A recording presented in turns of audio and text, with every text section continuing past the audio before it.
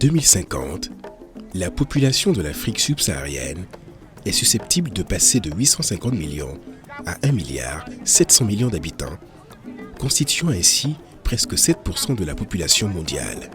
La population de l'Afrique de l'Ouest accroîtra de 35%. Cette prédiction aboutira à une demande alimentaire croissante. Un tel défi sera énorme dans un contexte de variabilité et de changement climatique. L'Afrique de l'Ouest connaît aujourd'hui un changement climatique rapide, caractérisé par une augmentation de la température, des sécheresses récurrentes, des pluies irrégulières, des vents violents, des inondations, etc. Les populations ouest-africaines rurales vulnérables, pour lesquelles l'agriculture est un moyen de subsistance vital, sont les premiers à subir les conséquences dans un tel contexte. Selon plusieurs études, des baisses d'environ 5% de la productivité des cultures sont prévues pour chaque augmentation de température de 1 degré Celsius. En Afrique de l'Ouest, ces pertes dans les cultures occasionnent des crises alimentaires.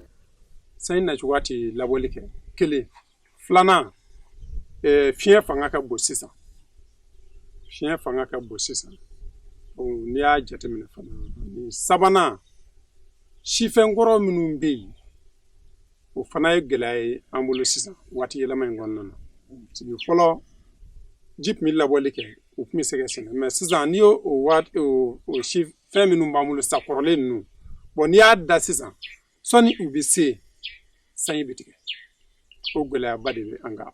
Quelles mesures pratiques un petit producteur agricole peut-il appliquer pour adapter ses pratiques agricoles afin de grandir son avenir et la sécurité alimentaire dans un environnement climatique en mutation?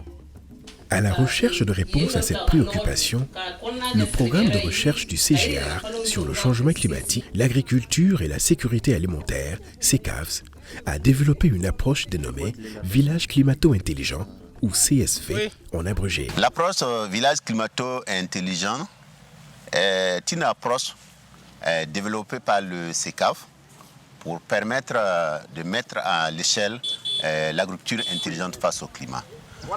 Donc cette approche consiste à travailler avec les communautés rurales et les différents partenaires au niveau d'un site pour développer un ensemble d'interventions agricoles qui visent à améliorer les capacités d'adaptation de ces communautés rurales. Et aussi, quand cela est possible, nous avons cette optique de réduire les émissions de gaz à effet de serre qui proviennent du secteur agricole. L'approche village climato-intelligent a été développée comme outil de recherche agricole pour le développement AR4D dans le contexte des changements climatiques. Elle vise à combler les déficits de connaissances en matière d'efficacité des options pratiques et technologies climato-intelligentes et en vue de favoriser la mise à l'échelle de l'agriculture intelligente face au climat. L'agriculture intelligente face au climat, AIC, est proposée comme solution pour transformer et réorienter les systèmes agricoles en vue d'améliorer la sécurité alimentaire dans le contexte des nouvelles réalités des changements climatiques. Les sites de villages intelligents face au climat sont conçus comme des sites d'apprentissage pour une mise à l'échelle de l'AIC. En Afrique de l'Ouest, ces villages ont été développés au Yatenga, au Burkina Faso, à Laoura Djirapa, Ghana, à Sinzana, Mali, au Fakara, Niger et à Kaffrine, Sénégal. Les différentes composantes d'un modèle de village climato-intelligent sont au nombre de 6. Donc il y a la composante qui porte sur les services d'information climatique, la composante qui porte sur les pratiques et technologies climato-intelligentes, il y a la 3e composante qui porte sur les institutions locales, la 4e composante qui porte sur les planifications et les politiques au niveau local ou au niveau régional. Et il y a la composante qui porte sur les connaissances endogènes et enfin la composante qui concerne la mise en liaison avec le système financier et le marché. Dans ces sites, les communautés choisissent elles-mêmes les options climato-intelligentes dans un processus aussi participatif qu'inclusif, encourageant les femmes, les jeunes et les groupes les plus vulnérables à participer. Les interventions y sont adaptées aux besoins communautaires et se présentent sous la forme de technologies intelligentes face au climat, de services d'information sur le climat, de plans locaux de développement et d'adaptation et d'institutions et de politiques d'appui. Les principales caractéristiques d'un village climato-intelligent sont site pour les essais, selon les méthodes participatives, des options technologiques et institutionnelles. Site où les changements climatiques, dans leur contexte le plus large, sont pris en considération par rapport aux réalités locales, notamment l'adaptation à long terme, la prévention de la mauvaise adaptation, la gestion des risques climatiques, le développement à faible émission de carbone. Prise en compte d'une nouvelle vision holistique pour l'action contre les changements climatiques. Une plateforme pour une collaboration multipartie prenante inclusive sur le plan social. Liaison du savoir au niveau mondial et local. Au nombre des options climato-intelligentes testées dans les CSV en Afrique de l'Ouest figurent les provisions de services d'information climatique, les pratiques intelligentes de gestion de l'eau telles que les techniques de labour en bion, les pratiques intelligentes face aux semences comme l'utilisation des variétés adaptées au climat, les pratiques intelligentes pour la séquestration du carbone et des nutriments tels que l'agroforesterie, les systèmes améliorés d'utilisation des terres, gestion de l'élevage, gestion intégrée de nutriments, les activités intelligentes face aux institutions et aux marchés, renforcement des institutions locales, y compris les plateformes d'apprentissage ou l'apprentissage entre agriculteurs à travers des visites d'échange et le renforcement des capacités ne sont pas en reste.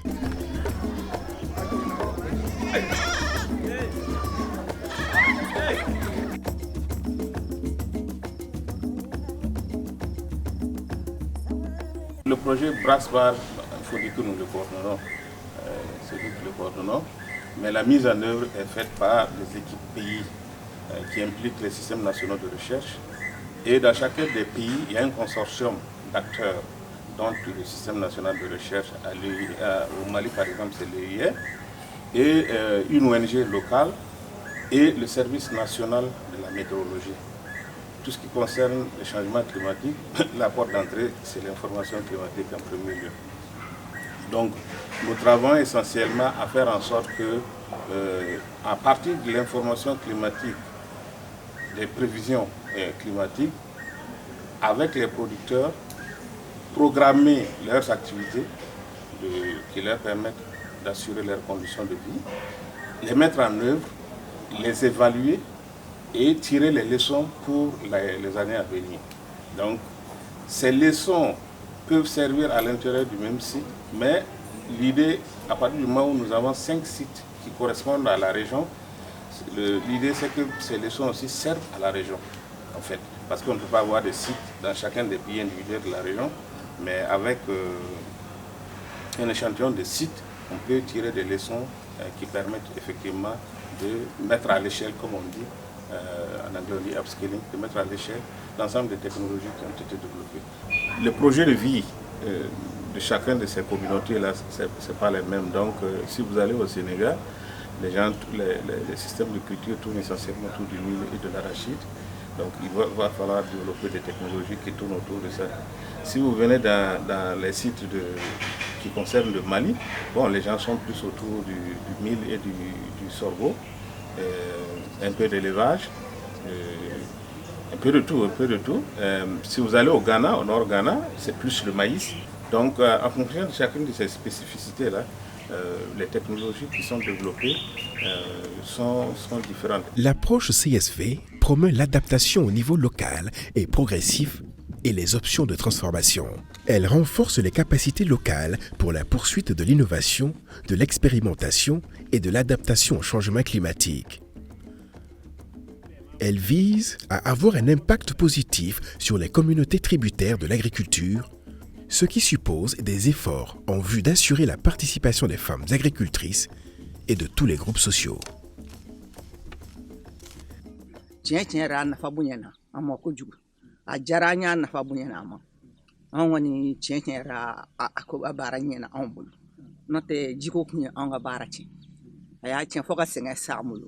nga sango ni nyine tinya la an lafiyara ka sababu ke alika bara nyajirani anna tiɲɛna ne kɔni min fɔ an cikɛlaw ye min sen b'a la min sen t'a la bɛɛ kɛ na ka na baara in lajɛ an ka jɛgɛ fara ɲɔgɔn kan ka se ka nin kɛ an ka taabolo ye taabolo ɲuman yɛrɛ don an ka sifɛn kɔrɔ minnu kun b'an bolo n'i y'olu ni ninnu na ɲɔgɔn kɔrɔ i b'a sɔrɔ dafaraba de bɛ yen. En 8 années de mise en œuvre en Afrique de l'Ouest, l'approche CSV a permis un partenariat solide entre les parties prenantes au niveau local et au niveau district. Le renforcement de capacités des producteurs, des agents de vulgarisation, des ONG partenaires en matière de techniques de conservation de l'eau et du sol, l'introduction de nouvelles variétés pour la sécurisation de la production des cultures, une large sensibilisation sur le changement climatique et des stratégies d'adaptation-mitigation à travers des programmes diffusés sur les ondes locales et nationales.